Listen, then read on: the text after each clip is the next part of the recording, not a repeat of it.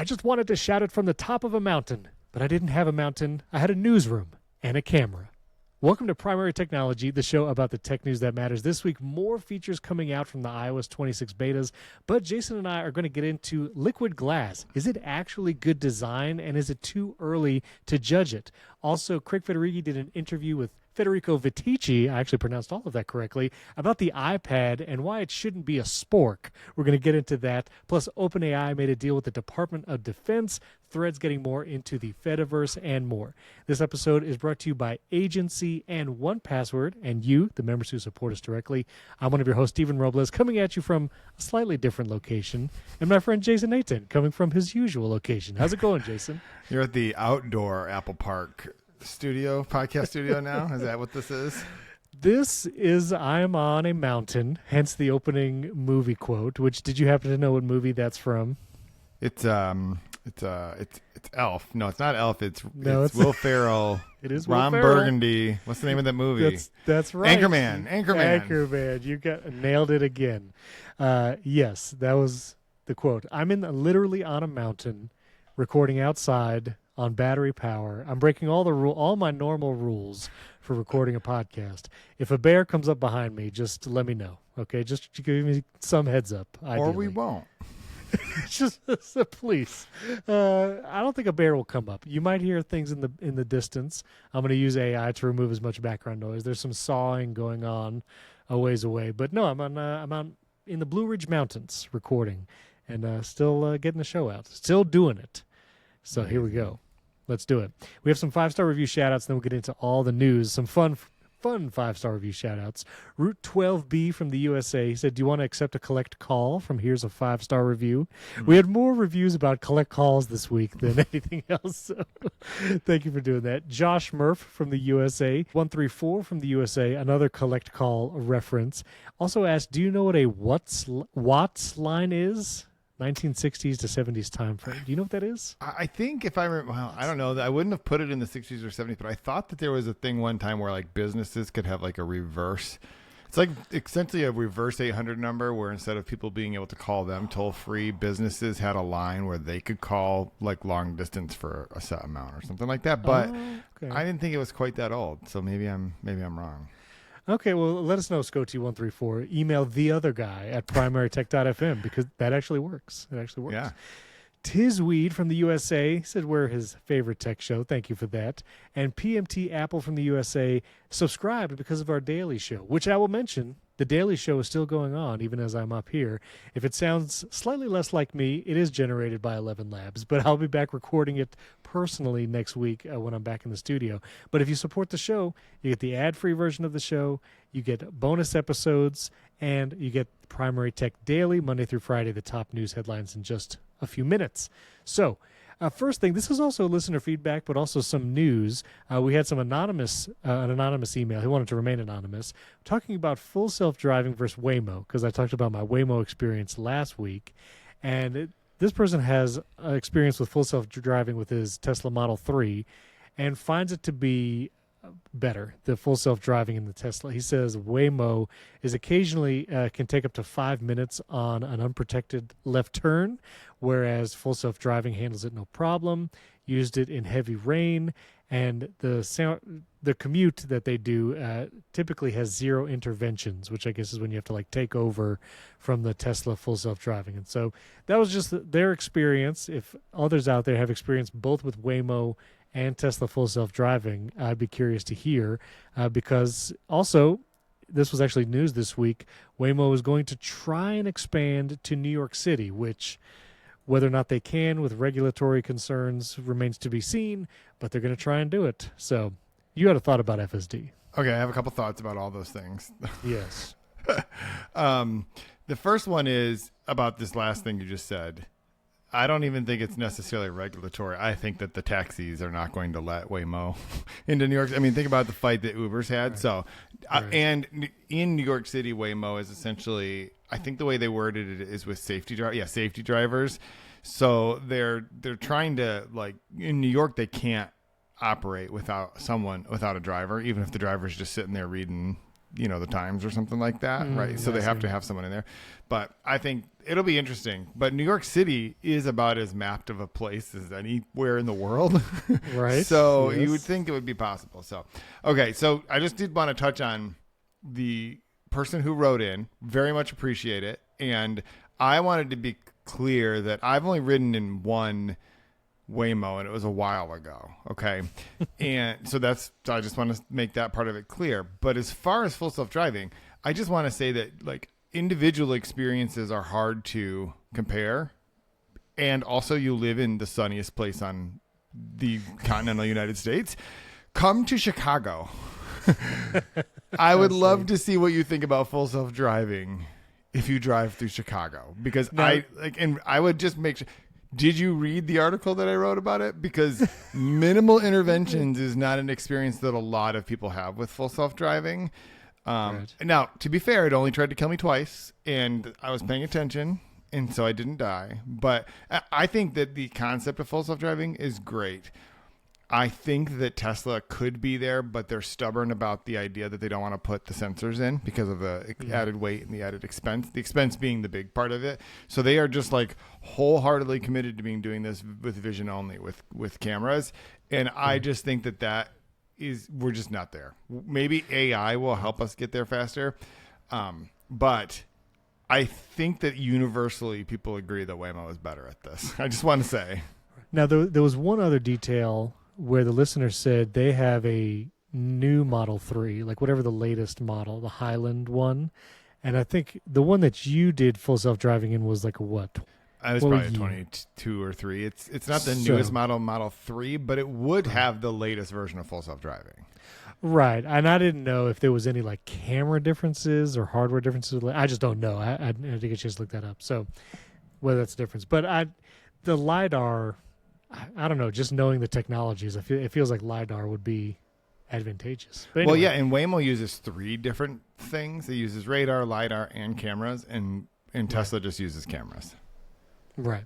So let us know. I'd be curious, more full self-driving experiences out there from our listeners and viewers. Let us know, especially if you use it on a regular commute, we should give you it. And in any other cities, because obviously Waymo's only in 3 cities right now, San Francisco, Austin, and Atlanta.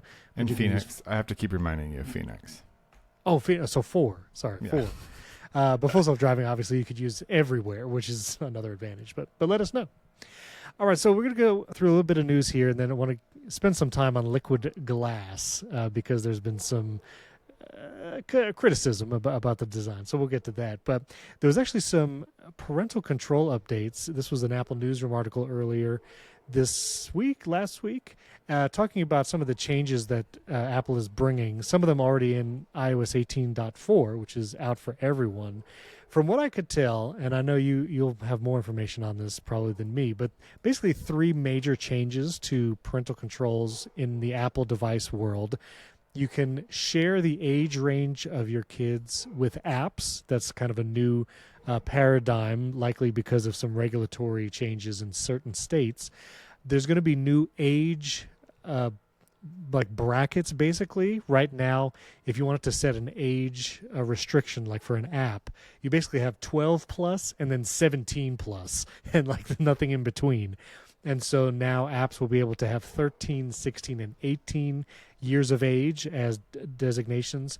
And they're adding another ask request where now kids can ask for more time on apps.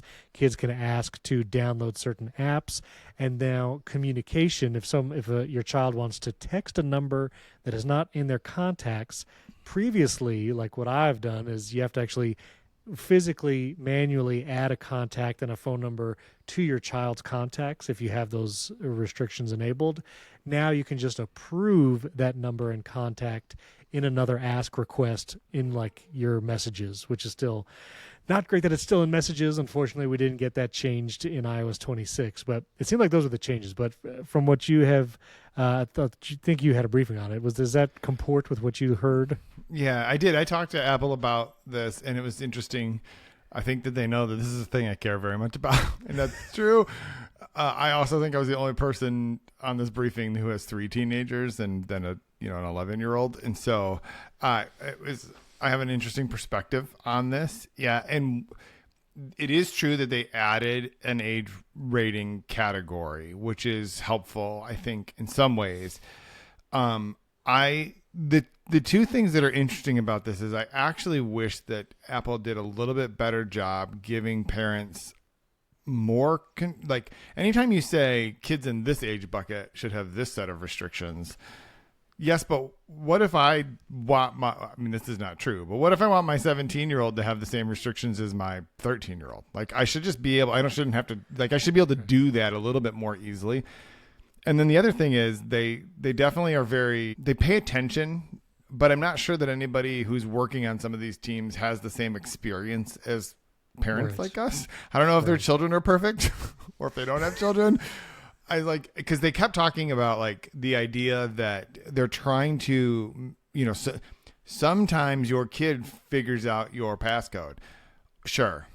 Also, sometimes kids have the ability to change the passcode because you haven't toggled like the right thing on or off. Because for example, if you allow account changes, they can just change their screen time passcode. It's like, if you don't know that that's happening, they don't have to figure yours out. They just type in a new one. And now the notification, that's great because it at least tells you that a passcode has been entered in. And so far, in my experience, that is the only reliable thing 100% of the time about screen time is that notification. It is pretty good because when I put it into my child's device to change something, I'll get the notification. Yep. I'm like, thank you. That's actually a great step. But I think that they were surprised when I said, screen time, the app requests and the screen time requests, I think they work about 40% of the time. And especially the app request thing, oftentimes one of my kids will be like, I need this for my cross country team, or I need this for school, or I need this for whatever. And I'm like, approve. And they're like, yeah, nothing. And they send me another one. I'm like, approve. And it's like nothing. And they're like, well, at least in those cases, it doesn't let them download the app. And I'm like, except for I don't want to sit here for an hour hitting approve. Like, we need a better system than this. And I told them, I feel like it got worse when you started putting all of these things into messages. Yes. And one thing I've had to do recently is I'll try to approve it in messages. It doesn't go through. My child will text me. It didn't go through. If you go into settings, screen time to that particular child, the request lives there also, which I forgot about or hadn't looked. And sometimes I have to go to that screen and approve it in the settings, and then it'll go through. Because either the request didn't come through messages or the approval didn't go through. And so, it's still a mess. And thank you for letting them know. I don't know if it'll change it, but I do appreciate that they are very focused on this. And my point was really, this is for parents a selling feature of the iPhone. Giving your kid an iPhone if you feel like you can help them create some boundaries, because the thing about kids is they just don't even know what they don't know. And so it is no longer a selling point if it's not bulletproof. And you can argue it's like, it works 97.8% of the time. I'm like, then nope, 0. I don't want it, and get it out of my house. That's the thing. So those changes into parental requests. Some other discoveries in the betas. MacStories, John Voorhees has done some working on the new transcription APIs that are coming with iOS 26, macOS 26, and he has found that they are much improved, even that it outpaces Whisper, which is OpenAI's transcription model that you can use on your Mac. And so I'll link to this article in MacStories. He also links to Yap, which is if you're on the macOS Tahoe beta, you can download this app called Yap from GitHub. Again, run at your own risk. This is the beta and something from GitHub.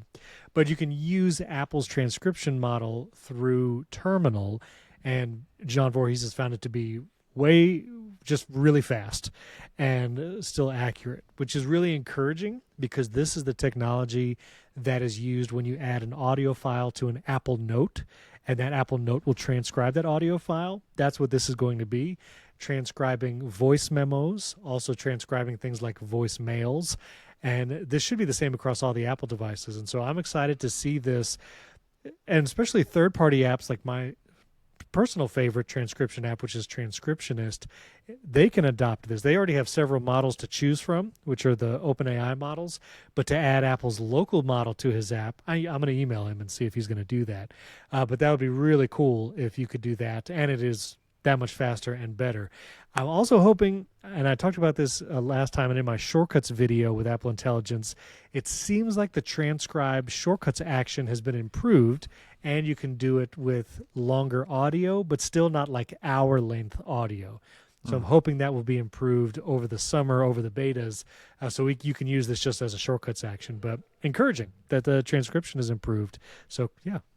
Yeah, and I think that the best part of that story is that John Voorhees just asked his son, do you think you could do this? And he did. So Yap is an app that his son actually made. Oh, okay. Yeah, and so he's like, could you just whip something up so we can just sort of check this out? He's like, yeah, I could probably do that in like 10 minutes. And so he did.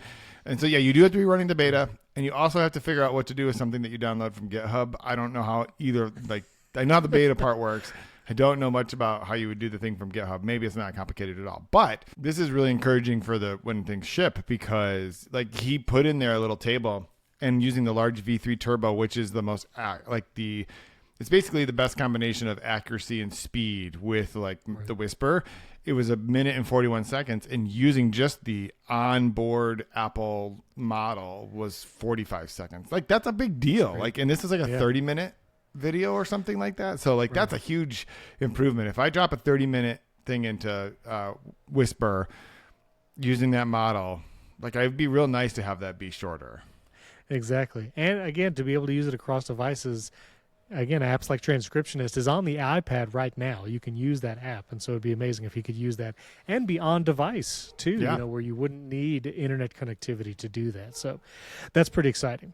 Now we're going to talk about a couple of interviews that Apple execs have done with people like Federighi and Vitici. And so I wanted to just throw this out there. We've talked about obviously how Apple execs weren't on the talk show, the live talk show with Gruber, but I wanted to mention Gruber was on not Paul Kafasas. He was on the Channels podcast with Peter Kafka, and I think it's the first time that Gruber has openly said that, quote, Apple was not happy about the blog post, the one that Something Rotten is in Cupertino, and that Apple felt it was unfair. And obviously that was probably the assumption, but I think this is the first time Gruber is explicitly stating it, and points to the fact that that's why they weren't on the talk show, is because they felt that blog post was unfair, and they're upset about it, I guess. So kind of telling. I don't know, that it feels weird. I mean, I understand Apple execs probably wouldn't want to appear defensive on the live talk show, like having to defend their choices or feel like they needed to negate Gruber's article. But it's also just a bad look, because now they have done seemingly hundreds of interviews with other creators, individual YouTubers, with MacStories. Like, they seem to have done an interview with everyone except us, which, listen, if you want to do an interview with Primary Technology, let us know, Craig Federighi. We'd love to have you. But seemingly everyone now except Gruber, who they had done interviews with the last 10 years. And honestly, I feel like 2 to 3 years ago is when you started seeing more creator-based interviews, iJustine doing interviews. But like the 7 years before that, when Apple execs were on the talk show, they weren't doing interviews other places, unless it was with like GQ or Vanity Fair once a year, right? Like they weren't as accessible in the past. Yeah, I mean, this is the most that I feel like that they've ever done. They did all of the interviews except for the one.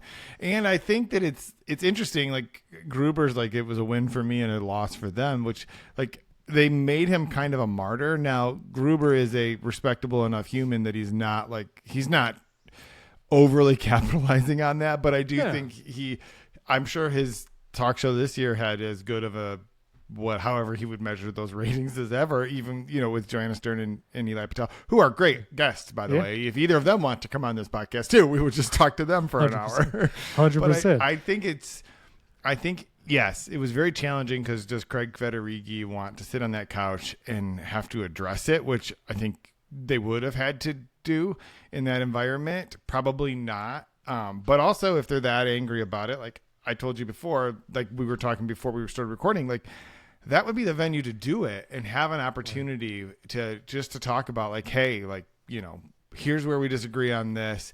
And I think it would have a different level of credibility. Federighi pushed back on that with Joanna Stern in their video, which I think was like the first one to come out. And honestly, I think I mentioned this. It was the least articulate I can remember Federighi being as he was trying to push back on this sort of narrative that everyone had already sort of accepted to be true. I just think that was a conversation that would have been really compelling, because we know that like the Gruber and the Federighi and Jaws, they know each other, right? Right. It would not have been a hostile conversation, but I think it would have been really helpful. And so I don't know that it necessarily makes Apple look really good to be like, we have feelings about this, so we don't want to talk to you for a while. We're on a break. We were on break. Yes. That's a Friends reference. Yes, that should. Well, that's not a movie quote, but that would have been a good quote for the show. So, speaking of interviews, then Federighi, I think for the first time, did an interview with Federico Viticci at MacStories, which kudos to him for landing an interview. But obviously, Viticci's huge iPad user and has been for many years. And so they inevitably talked about iPad OS, the changes that came, and why it's not just running macOS on the iPad. And Federighi had a couple examples, but he basically said, we don't want to make a spork.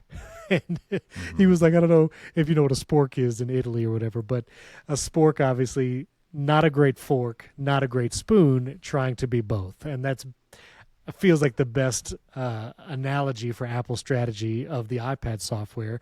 They don't want to put macOS, which is an operating system made for laptops and desktops, on a tablet computer and make a spork. Basically, it'd be kind of an okay tablet with an okay with a good operating system, but an okay form factor, and just not great at either. I get that. Like, that is, I've made several videos on my channel about that, and I find it to be true, at least in a form factor sense, because there are times when using an iPad as a tablet is unique to the device and it excels at doing certain things. Editing the audio of this podcast, I talk about many times. Also, digital sheet music. You can't put a Mac on a music stand. It just, Right. I've tried it. You could try to put the music stand flat.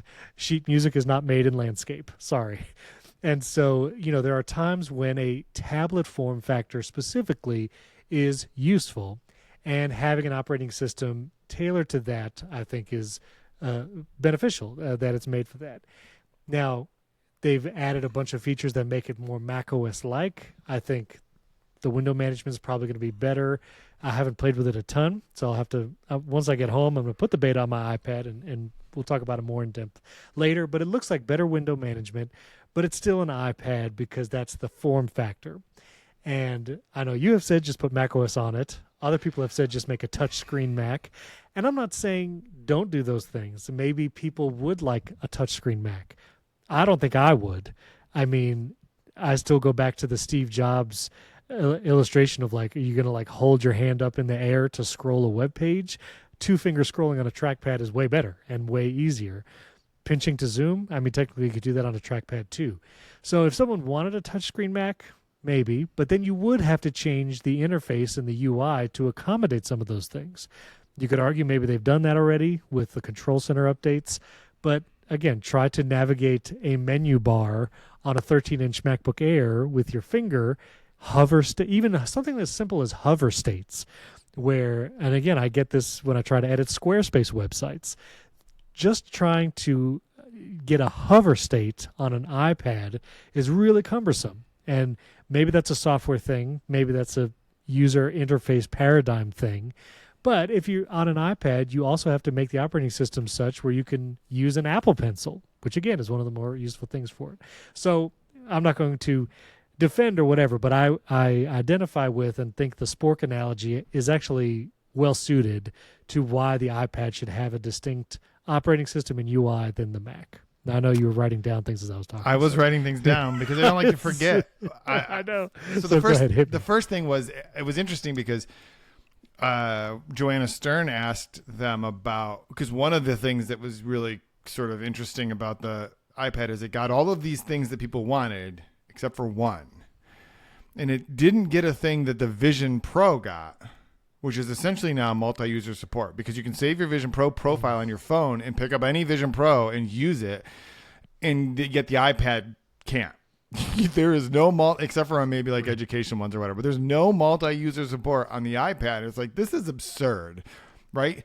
Well, the reason is they would like everyone to buy their own iPad, right? And it's like, and Joanna's starting to ask, like, why not do this? And it's like, well, we think you should have a Mac and an iPad. Okay, so that's the thing that's true that that in their mind, which that's the philosophy of the iPhone. Obviously, the iPhone is an incredibly personal device, right? You don't share. You might hand your kid an iPhone to watch a movie, but you do not share an iPhone with other people.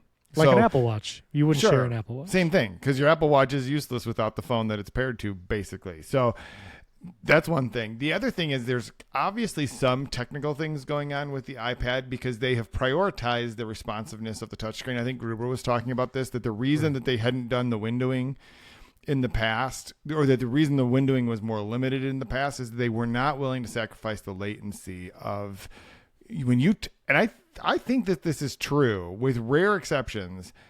I cannot think of a time where I touched something on the iPad to make and like didn't feel like it was responsive. Like they've nailed that, right? And if it doesn't respond, you're like, hard reset the iPad. It's like, okay, fine, it's dead. I'm not even going to bother trying anything else. And so on a Mac, there's obviously a lot of different levels of complication on macOS where you would introduce a lot of those failure points. But you said something that I think is bunk. No, first of all, I want to be clear. My position is not that they should just put macOS on the iPad. Okay. What I said was, if you're going to do all this, you're basically at that point, you're just not putting macOS on there. Like, what is the difference between what they're trying to do on it's like we're trying to create two versions of this interactive operating system, and if you're going to do that, why not just give people the full thing? But I don't think that the argument seems to be like, well, what are you going to do? You're going to try to touch icons in macOS with your finger? No, you're going to just use it in a Magic Keyboard and use the trackpad like you said, but then when you pull it off to watch Disney Plus, it's an iPad. Like, what you mean by that? What do you mean by that? Does the interface change? Does the interaction paradigm change? What do you mean when you take it off the keyboard? What happens? You open Disney Plus and you just watch a Disney. I mean, I'm just saying that some of the arguments about the limitations of macOS, like a touchscreen Mac, for example, I have a touchscreen PC and I've maybe once touched the screen and it's fine.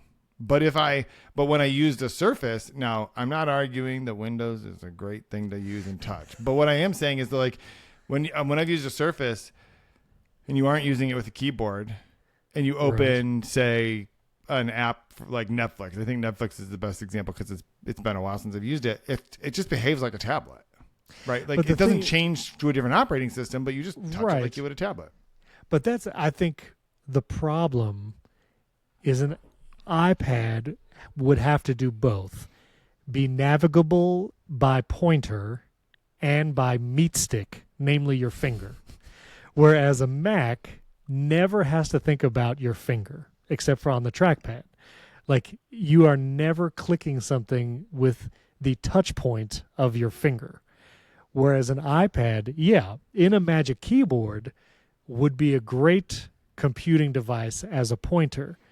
But you have to be able to take it off of that and then navigate it by a finger.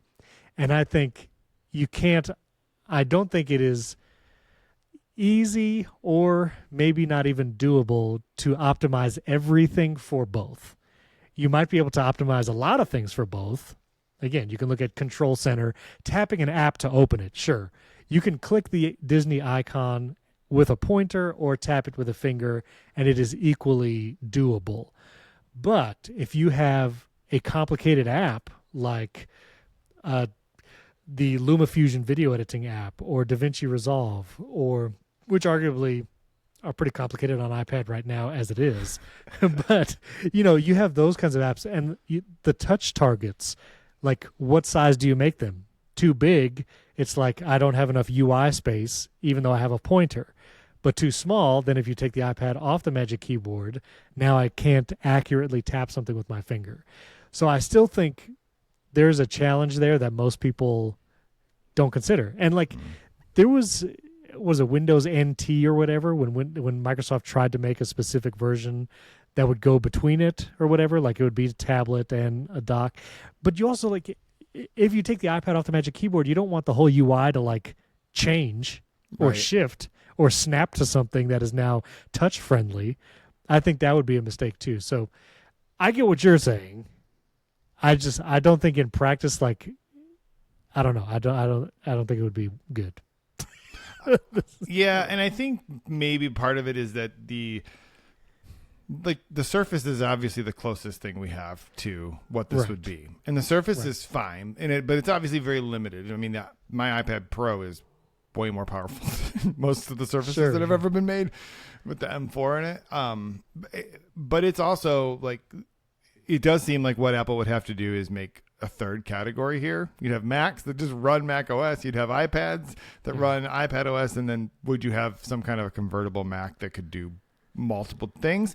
And you're right, Apple's just not going to do that. They would much rather you just buy both a Mac and an iPad. Sure. Just do it. Now, to your point, the multi-user thing I do think is a bit egregious, because if you had a 13-inch iPad Air and 2 kids under the age of 7, it would be nice to create 2 profiles for those kids and like let them use both. So I think that is like an artificial gating system that has nothing to do with the iPad UI or how it functions, except for tap the user. And like you said, there are ways through mobile device management in education spaces where an iPad can have multiple user profiles. Like, it is a thing that's possible, just it's not accessible to the average user. So I do think that in particular would be useful. But I also think, or just a guest mode. A guest mode would be nice. I mean, if I could take my iPad and turn it into guest mode and hand it to my kid so I don't have to worry that they accidentally deleted 400 emails, right? Like, just like you do on the Vision Pro. Give me a guest mode. And there is one part of the argument where I'm actually not sure where I stand, which is the biggest difference, aside from UI, is that the iPad is still sandboxed, unlike the Mac, which is why you can run clipboard managers on the Mac. You can run Audio Hijack. You can install a GitHub app called Yap to run a transcription through the thing. You can't do any of that on the iPad. And for it to run macOS opens the door to that. Is that good, bad, or otherwise? It increases the level of complexity on the platform as a whole. I would like to use a clipboard manager on my iPad, so maybe I want non-sandboxed apps, but I'm just not sure. And so that's the part I'm not. I don't know actually where I stand on that part. I also like not worrying about my mom downloading malware, because I've had my brother-in-law, who's much younger than my mom, accidentally do that on his Mac and he toasted it, and we had to factory reset it. And so there is, I think, something to be said about the benefits and downsides of that as well. So, do you think there's a spreadsheet somewhere in Tim Cook's office? Which, by the way, I knew this was like, I don't know, 7 or 8 months old, but there's a Wall Street Journal interview with Tim Cook. It's like a job interview thing.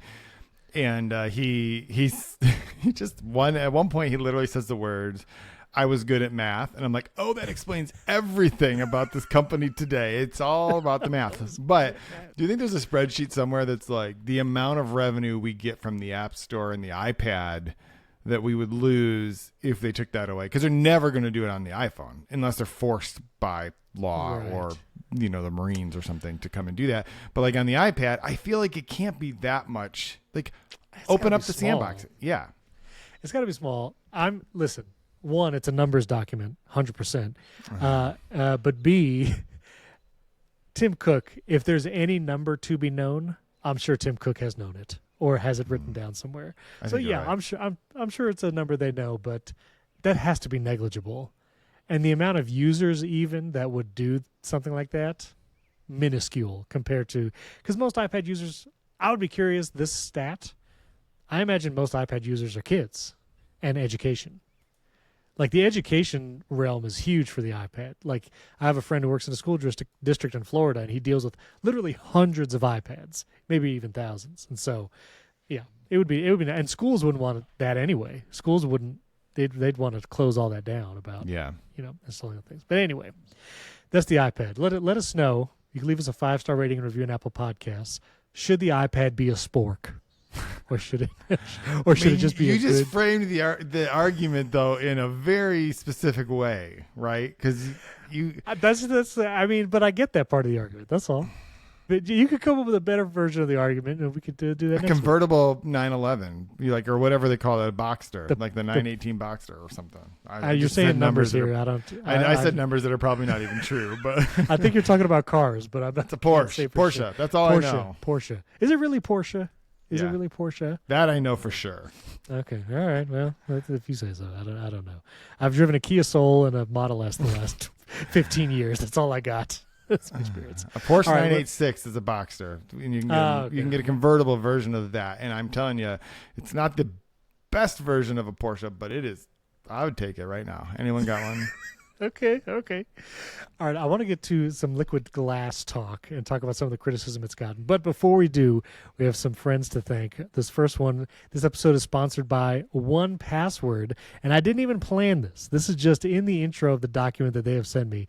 They said, if you're an IT professional, you've got a mountain of assets to protect. Look at that integration. That is I didn't even know. A mountain of assets to protect. You know what we're talking about. Things like devices and software. But fortunately, you can conquer that mountain. This is literally what they sent me. I'm not even making this up. You can conquer that mountain of security risks with 1Password Extended Access Management. Now, there's a different word here. Trilica by 1Password inventories every app in use at your company. Then it pre-populated app profiles assess SaaS risks, that's software as a service, letting you manage access, optimize spend, and enforce security best practices across every app your employees use. Manage shadow IT, securely onboard and offboard employees, and meet compliance goals. Trilica by 1Password provides a complete solution for SaaS access governance, and it's just one of the ways that extended access management helps teams strengthen compliance and security. I've had to do mobile device management across dozens of devices in the past, and it can be frustrating, especially when employees don't have access to the things they need to get work done. And that's why 1Password solution is the way to go. If you're in IT or you have any say in the IT of your business, you need to consider it. 1Password's award-winning password manager is also trusted by millions of users. I still use that in a team environment. And over 150,000 businesses from IBM to Slack use it. So take the first step to better security for your team by securing credentials and protecting every application, even unmanaged shadow IT. Learn more at 1Password. That's the number 1. password.com/primarytech. That's 1password.com/primarytech, all lowercase, and that link is in the show notes below. You can click it there. Our thanks to 1Password for sponsoring this episode, and Agency.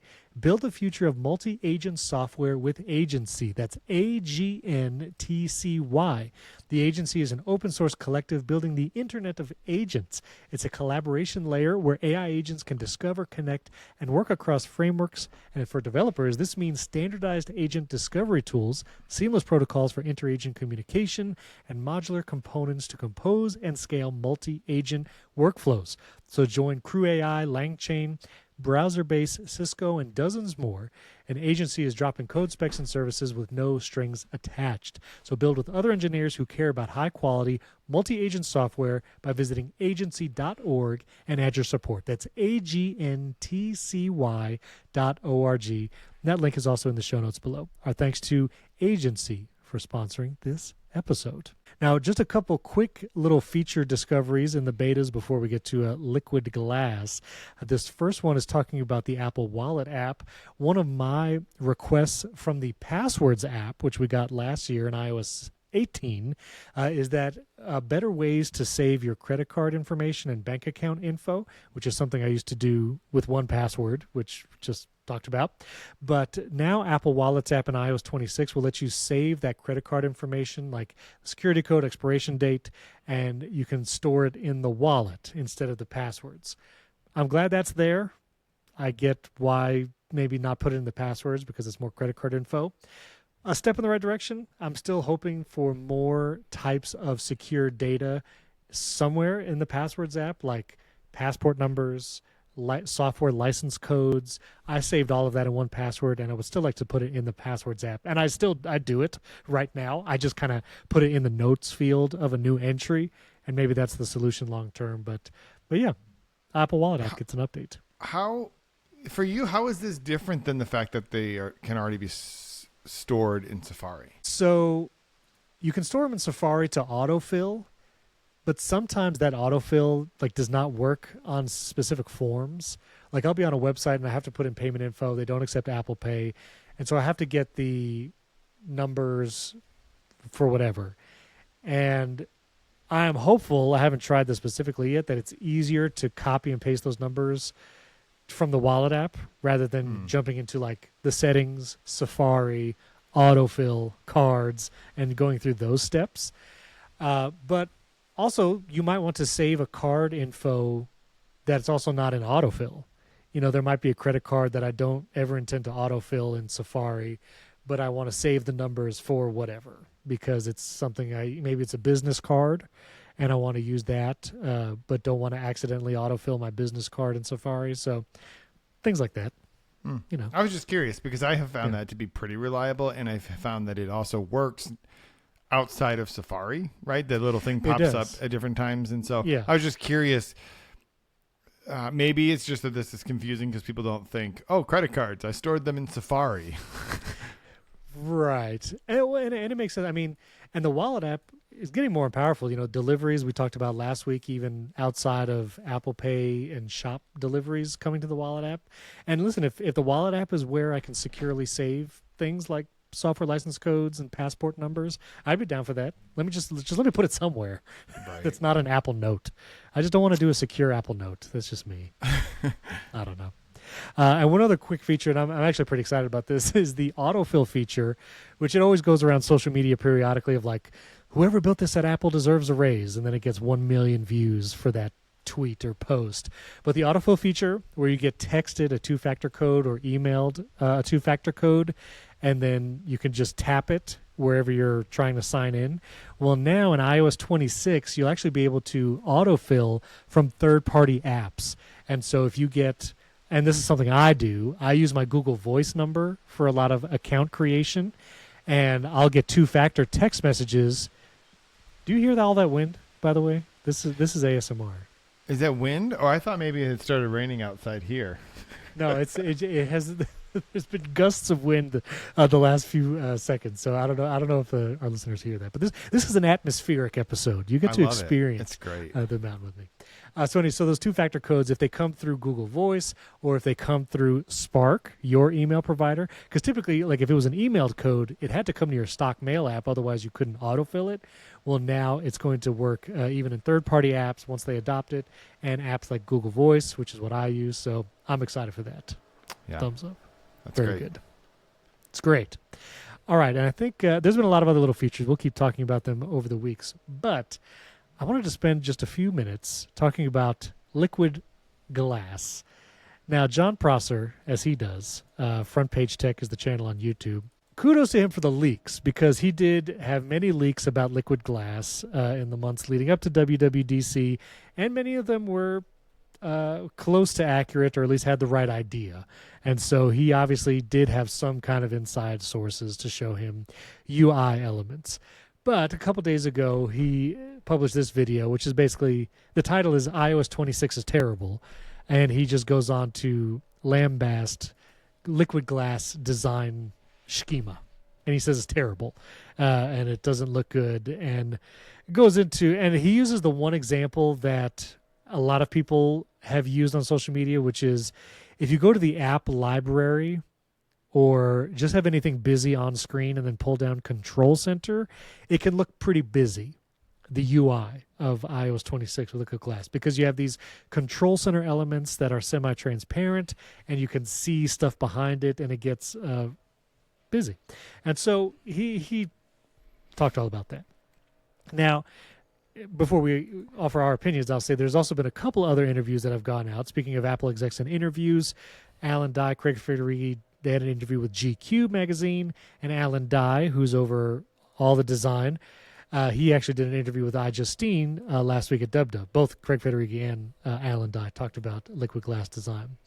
And so lots of interviews there.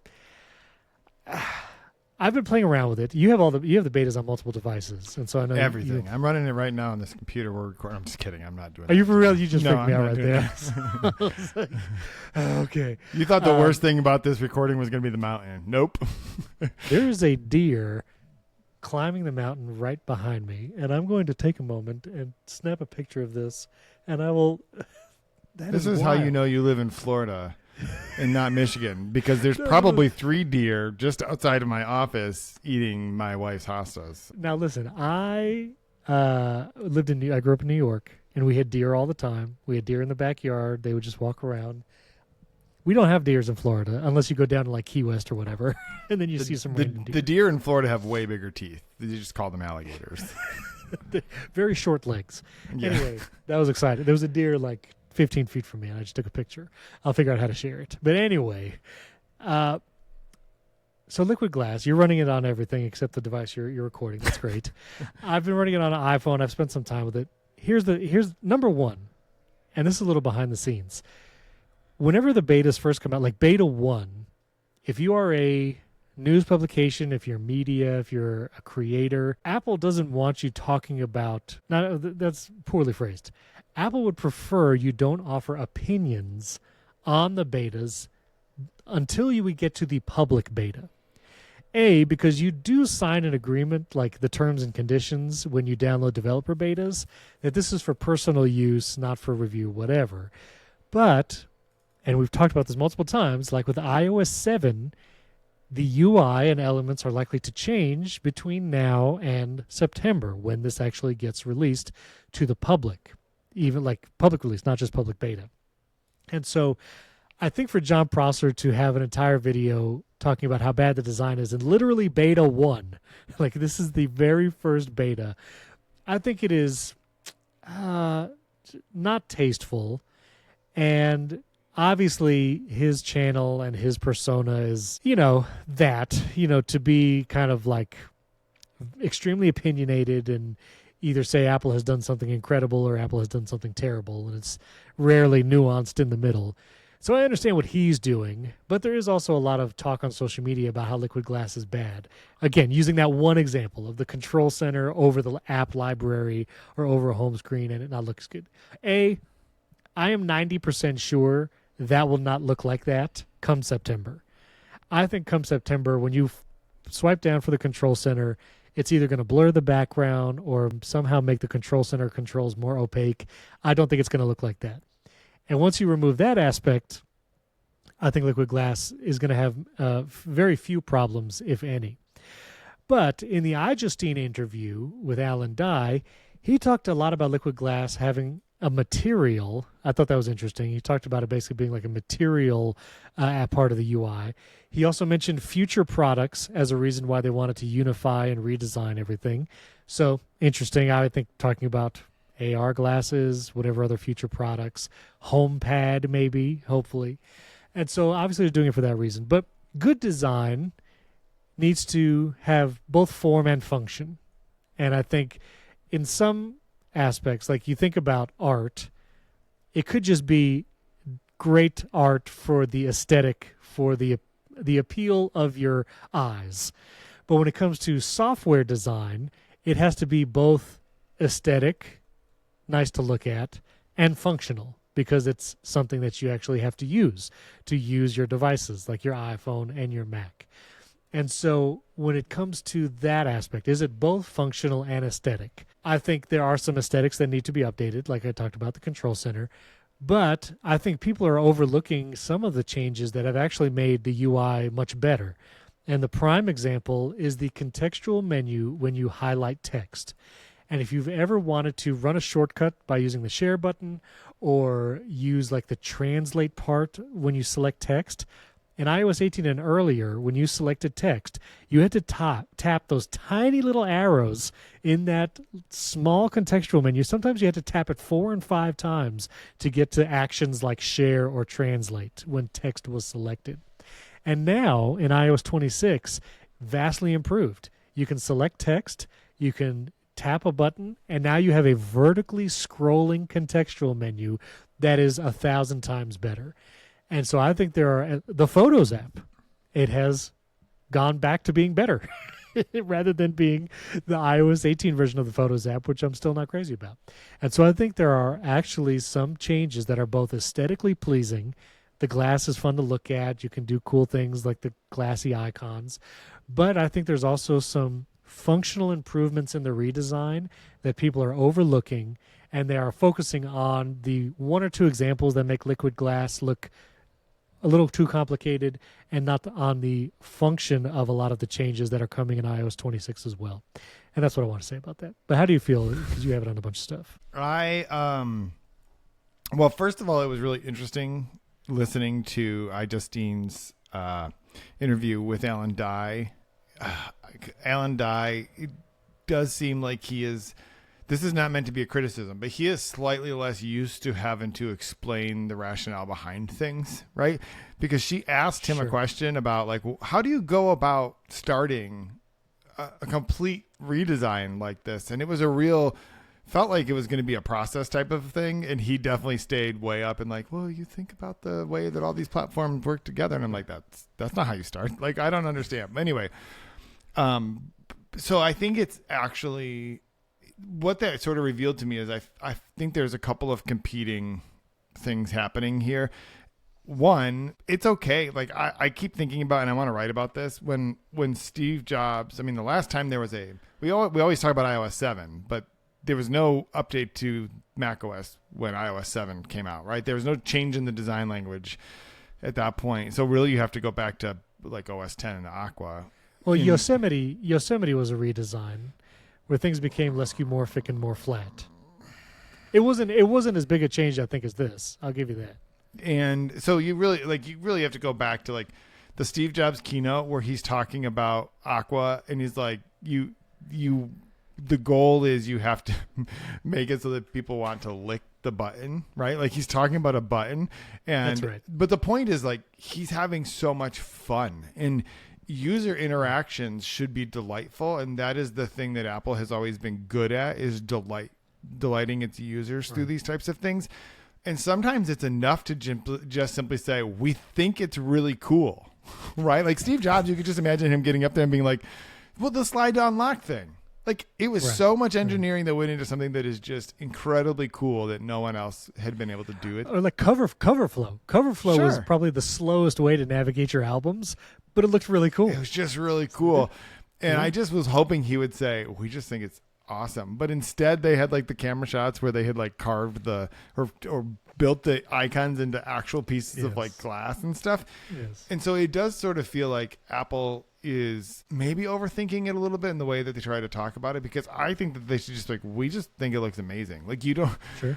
And to get to that point, yes, you have to do all of this studying how light interacts with things, but like none of these things are real. And also, what is liquid glass? Is it like lava? Like it's not the metaphor I think you want to use. So yeah, I think, I get like a morphing substance or material, as Alan Dye would say, that, has that glass-like transparency. But anyway, but it's not a real thing, is what I'm trying to say. Like brushed aluminum, that's not a real thing, right? Like right. It lives in the physical world. So I think it will be better.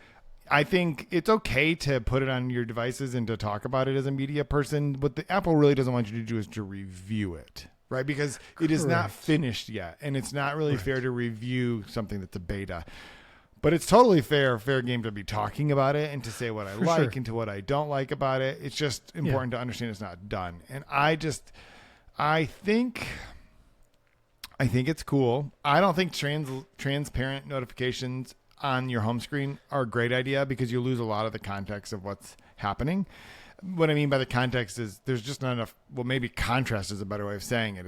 It's like these pieces of glass sliding up my home screen or the lock screen when I'm trying to look at notifications does kind of make it hard to tell which ones should I look at and which ones should I ignore for now. So they've got some work to do. The other one that's annoying is you can now, I keep reaching up for the phone with the beta, and it's the one I'm using as a camera.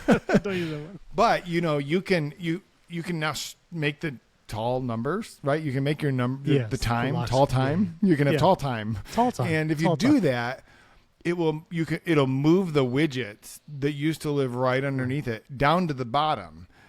But if you do that and you have the 6 notifications thing, it's just like they're just on top of each other. And it's like, this is a bug because it's not a bug. It's like, this is beta 1. So that's not a criticism. But there are a lot of places where when you make it so that you can see through multiple layers, you got to be much more thoughtful about what's underneath. Right. Yeah, that's a good point. And we'll see. I still think it's going to change. And I was going to say, you mentioned notifications.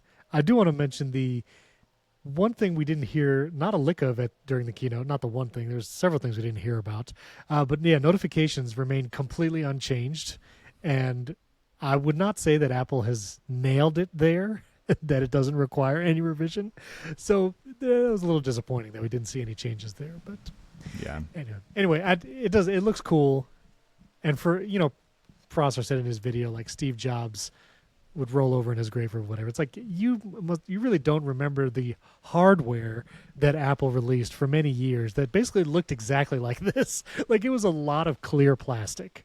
That the G3 iMac, the cinema eMacs, display, cinema display, all the Macs that are like this, and then again going back to Aqua. So I would not, I would not say that Steve Jobs would be against this today. So, but anyway. Also, I feel like there's only a few people who should be allowed to say Steve Jobs would roll over in his grave, and I don't know that John Prosser necessarily on that list. Fair enough. I feel you got like Johnny Ive, Tim Cook.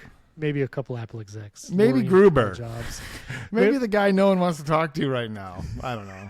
Jason Snell. Walt Mossberg. Walt Mossberg. Kara Swisher. That's it. Yeah, exactly.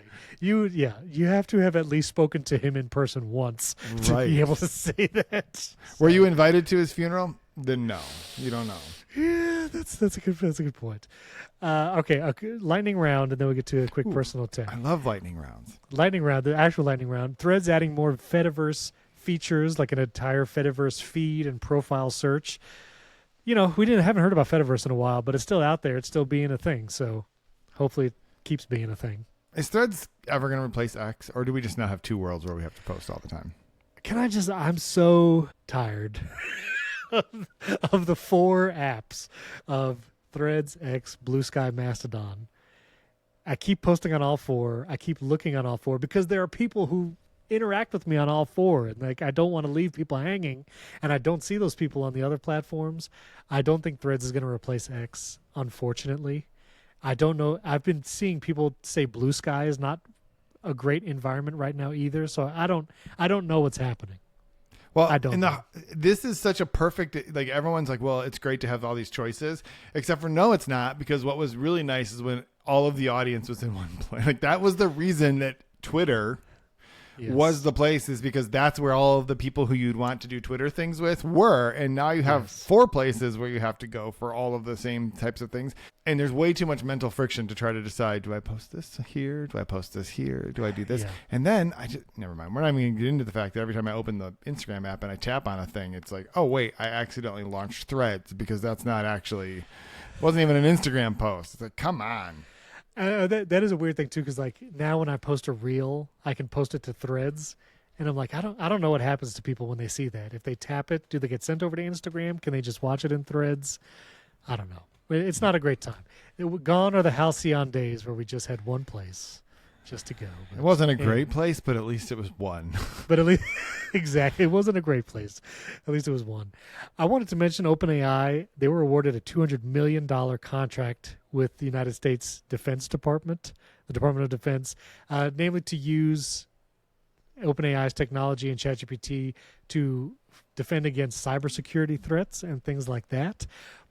I think this is an interesting one because OpenAI is trying to find ways to be profitable, because $20 a month from even millions of people is not going to make it profitable.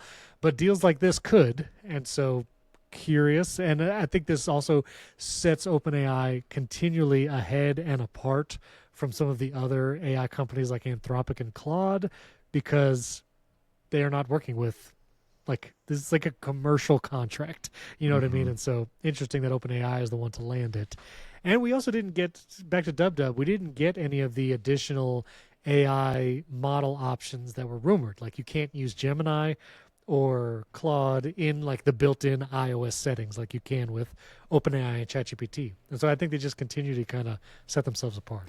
Do you think at some point, because I've heard that maybe it's still coming, but that perhaps they hadn't either worked out the deal or that Apple just simply didn't want to give that much juice to Google, not necessarily because they don't like each other, but because considering all of the legal things going on, did it make a lot of sense? But do you think it's going to be a situation where you just go into a toggle and you're like, when I do visual intelligence, instead of sending it to ChatGPT, send it to Gemini instead? I just don't think it's going to come now, honestly. Now with the foundation models that are available to developers via APIs, with the Apple Intelligence models that are now available through the shortcuts actions on device and private cloud compute, I don't think Apple's going to open it up. Both competitively, also just like they would probably prefer. I mean, their models will benefit if users use them because they're training it. They can train the model on that data as well. And I just, with like visual intelligence right now, Google is already there. Like you can use the reverse Google image search. It's literally a dedicated button in visual intelligence. I don't think, they have ChatGPT if you want to do a more web-related, far-reaching search. So I don't think we're actually going to see it now. The other thing that was interesting about what you brought up, the DoD contract, is, who else has a lot of DoD contracts? Who's it? Microsoft. So this is just another interesting piece of the law. Like, you want to talk about a breakup. You thought that the Gruber and Apple breakup was a thing. It's, there's also there's also a lot of talk that relationship is reaching sort of a friction point over, Microsoft has a lot of leverage in terms of OpenAI wanting to sort of divorce itself of its, becoming a for-profit company and doing all these different types of things. They're like a little bit of fight over how much control will Microsoft have, because right now Microsoft has a huge right to both the IP in the future and a lot of its profits. And so how does OpenAI convince Microsoft to give up that control and that rights? It's like, you don't have any leverage in this. And so OpenAI instead is going to just go out and try to build its own business, where you could, in another timeline, you could have seen a world where OpenAI is like, nope, you know what? We are going to be the model. We're going to be the model on the iPhone. We're going to be the model on Azure. We're going to be the model. Like, what, you know what I mean? And but we don't live in that world. We don't. It's a different world. The world we do live in, though, Jason, is the world where WhatsApp got ads. It finally happened. If it's a Meta property, it's going to get ads, people. Okay? This is the most inevitable thing, 15 years in the making. Threads now has ads. WhatsApp now has ads. Just has ads. That's all. I think wasn't it the founder of WhatsApp who said, like, ads make everything worse, that's why we charge our customers? And then Meta bought. This was like not even that long before the deal, like a year before Meta bought them, and it took a long time for it did. And they're saying it's only in the what is it called? It's not Discover. It's I don't Updates. I think it's called Updates, which, by the way, Updates tab is a tab I had to open the app because I do use WhatsApp for some things, like our daughter's soccer team. All the parents use it. There's like a family group in here. There's all these different things. There sure enough is a little tab down there called Updates that I've never tapped on once, and I'm not even going to do it now because I don't want to see ads. But it's like. It's like, I don't understand. How long do you think it's going to be before it ends up in your chats? That's what I'm saying. Maybe not in the actual chats, but in the chats feed. Like, I don't know. Yeah. Ads come for us all. That's all I'm saying. Well, at least with Meta. Ad is going to come for you all. Okay. Personal tech. Have you been seeing little videos on social media? I don't know if you see them or not, or maybe on Facebook, of these like AI-generated news bits, and it's basically the anchor being like saying something serious at first, and then they're like, just kidding, I'm not real, and neither is this video. And they are just increasingly convincing in quality, both video and audio, until something wild happens. But have you seen any of these? No, I was looking at it now, and I'm really angry because now I'm sure my feed will be full of them. Thank you very much. I'm going to not click on anything on this page so that I don't. But I think this is not where it's going.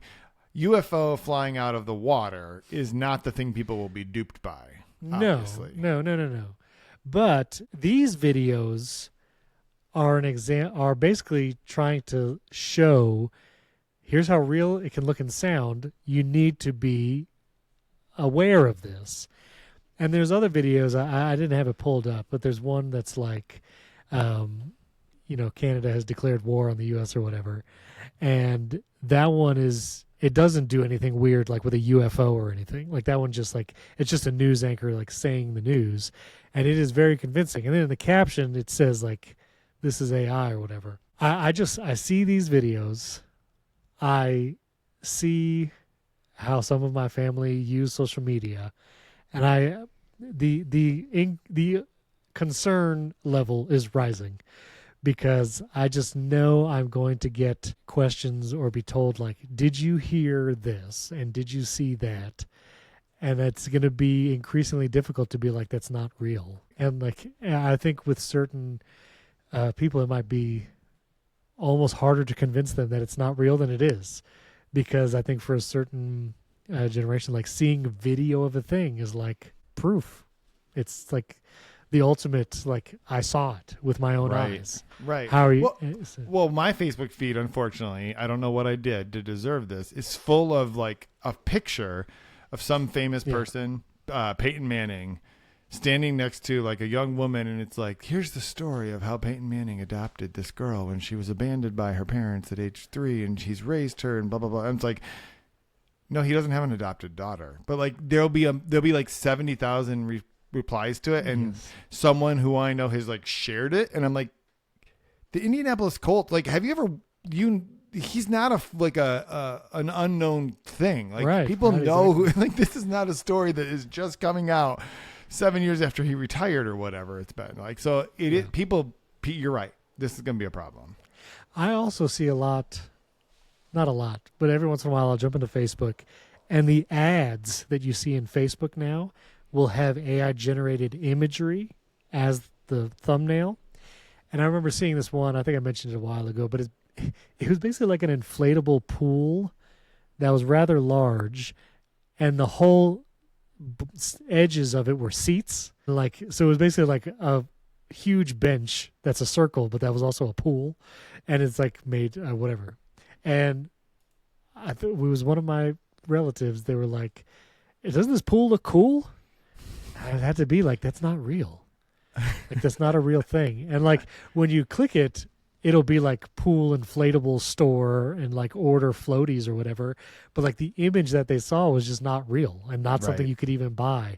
And it's like, man, this is going to be harder and harder to deal with. And, I know Google they talked about at I.O. working with like the identification, how they can identify like that there's ways to identify AI generated content, and anything made with VO has whatever tags in the background. But honestly, I don't know if that matters, because as soon as someone shares a clip of something on TikTok or Instagram Reels, there's no anything there. Like there's no like warning label that TikTok puts on it or that Instagram puts on it. They just do it. And so I don't know. I'm not sounding an alarm, but I'm not sounding an alarm. You know what I mean? Well, like, media literacy is a real problem. Media literacy. That's the thing. So anyway, I don't know. I'm actually less concerned for like my kids, because I feel like they'll be able to spot this stuff and be more skeptical as they grow up, for better or worse, maybe for better, that they would like when they see a video of Canada invades the US, they're going to be like, eh. And if they're, really interested, they'll at the very least look it up, but at the very, very least not share it. And I think that's the problem is there's a lot of people out there who will see something and feel compelled to share it because they feel like it's important information, even though it's AI generated.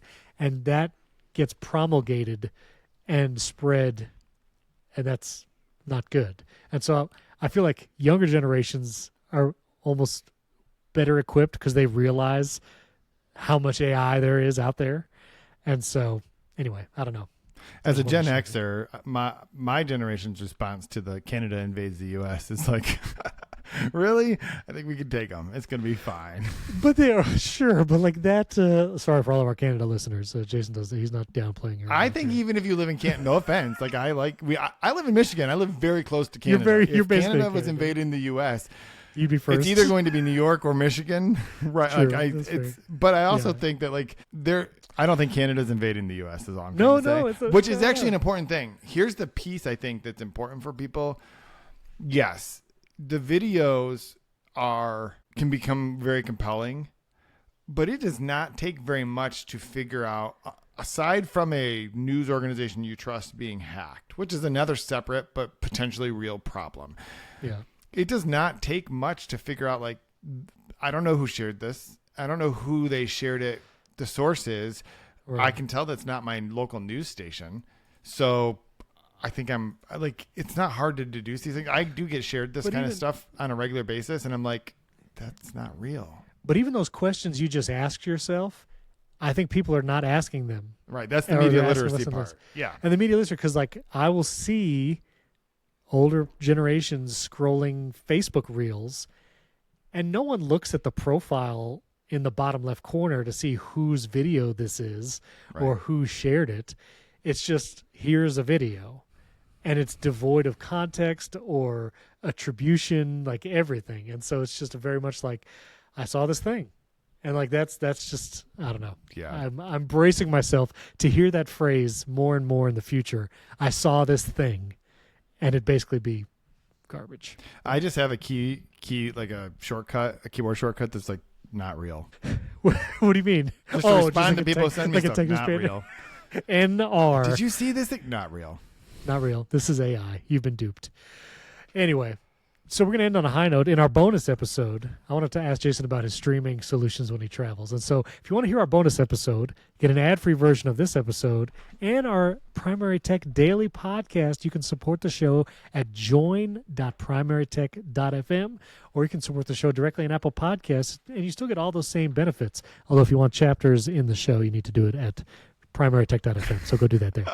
You can leave us a 5-star rating and review. Let us know if you have some full self-driving experiences to share. I'd be curious in the discussion too, like in our community or in the 5 stars, like thoughts about these AI-generated content concerns. But let us know. Support the show. We appreciate you watching. Subscribe on YouTube, youtube.com/@primarytechshow. Thanks for listening. Thanks for watching. We'll catch you next time.